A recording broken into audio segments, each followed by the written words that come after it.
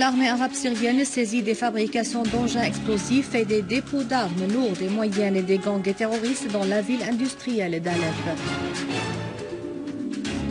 3 enfants sont tombés en martyrs dans un massacre commis par des terroristes contre la famille El-Hajj Khaled Khalil juste avant l'iftar à Deir ez-Zor.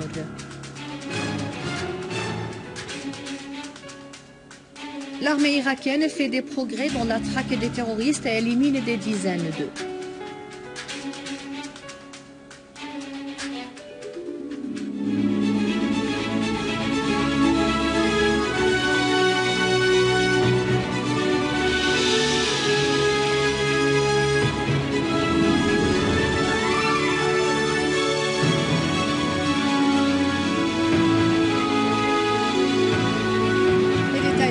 Bonsoir. Des unités de l'armée et des forces armées ont poursuivi leurs opérations militaires contre des repères et des regroupements de terroristes dans plusieurs régions, faisant dans le rang des morts et des blessés. À Dar al-Balad, des unités de l'armée ont ciblé des repères des terroristes aux environs de l'usine des chaussures au sud de la tour Syriatel, tuant et blessant grand nombre de terroristes. Dans la banlieue d'Al-Qunaytira, des unités de l'armée arabe syrienne ont visé des regroupements des terroristes dans les villages de Qahtaniya, Al-Jaraf, Ovana, Zaydiya et Bi'r Ajam, faisant grand nombre de terroristes tués ou blessés. Dans la banlieue de Homs, des unités de l'armée ont liquidé nombre de terroristes dans les environs de la ville de Hurkush et détruit les armes dans la banlieue de Damas. Une unité de l'armée a visé des gangs armés, tuant la plupart d'entre eux et blessant plusieurs autres, notamment dans les environs de la mosquée Salah ad-Din à Harasta.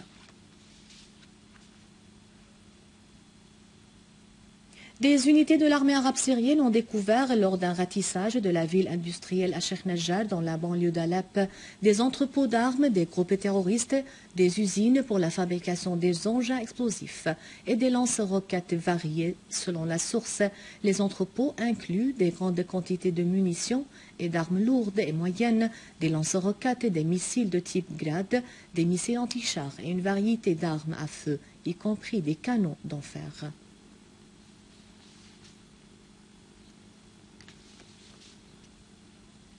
À Deir ez-Zor, 3 enfants sont tombés en martyrs et leur mère a été blessée à cause d'une attaque.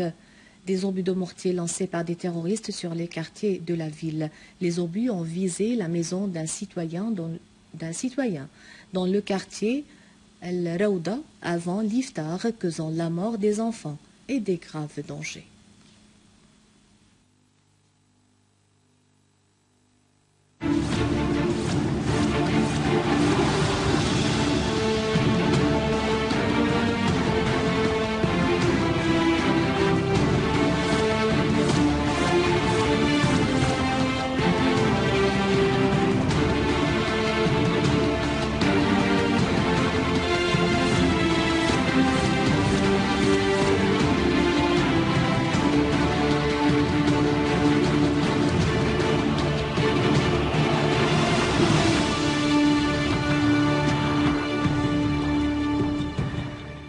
En Irak, des dizaines des éléments de l'organisation terroriste de l'État islamique en Irak et au Levant ont été visés par l'armée irakienne qui ont attaqué une base militaire à Tikrit. Pour sa part, une force de la lutte contre le terrorisme, en coordination avec des éléments de la force aérienne, ont visé l'organisation terroriste à Tel Afar, à l'ouest de Moussoul, tuant et blessant des dizaines d'entre eux. À Diyala, le responsable militaire de l'organisation terroriste de l'État islamique en Irak et au Levant a été tué à Saadiya, au nord-est de Baqouba. Jour après jour se dévoilent les preuves et les rapports qui confirment l'implication de la Grande-Bretagne dans le soutien aux groupes terroristes en Syrie, dont le dernier en date sont les révélations de la BBC au sujet d'un plan britannique secret préparé par le général David Richard, un des plus importants commandants de l'armée britannique, au sujet de l'entraînement de 10 000 terroristes en Jordanie et en Turquie pour se battre en Syrie avec la collaboration de la partie américaine. Le plan britannique du général David Richard n'a pas été exécuté parce que les pays occidentaux avaient découvert que ce plan porte du grand danger sur la sécurité européenne. Les pays européens, dont la France, se sont précipités à imposer des mesures de sécurité sévères sur leurs aéroports et à intensifier les mesures de fouilles sur les vols qui se dirigent aux États-Unis en exécution d'une demande américaine qui a pressenti le danger du reflet du terrorisme avec qui Washington traite depuis de longues années. L'arrestation des terroristes takfiristes en Syrie et en Irak est une autre mesure à laquelle recourent les services de sécurité européens pour contrarier le danger venant de l'Orient, où les autorités françaises ont annoncé l'interpellation d'un jeune de 17 ans à l'aéroport de Nice dès sa rentrée de Syrie, arrivant de l'aéroport d'Istanbul, accusé d'appartenir à une bande de terroristes. Sigrid Kaag, coordinatrice spéciale de la mission conjointe ONU-OIAC, a indiqué que le dossier d'armes chimiques syriennes sera clôturé dans 2 mois.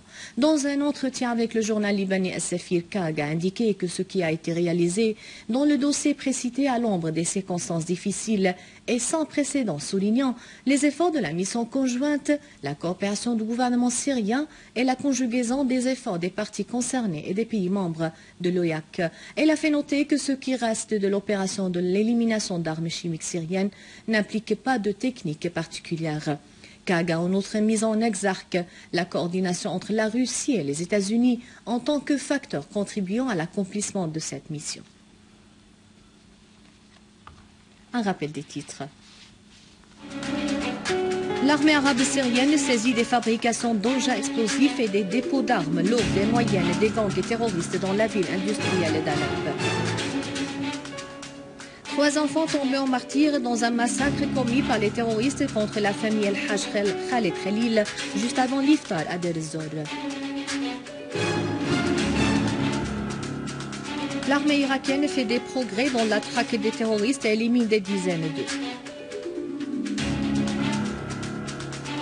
C'est la fin du journal. Merci de l'avoir suivi. Je vous rappelle que vous pouvez consulter le site internet syriaonline.sy pour revoir ce journal et davantage d'informations. Merci bien. Au revoir.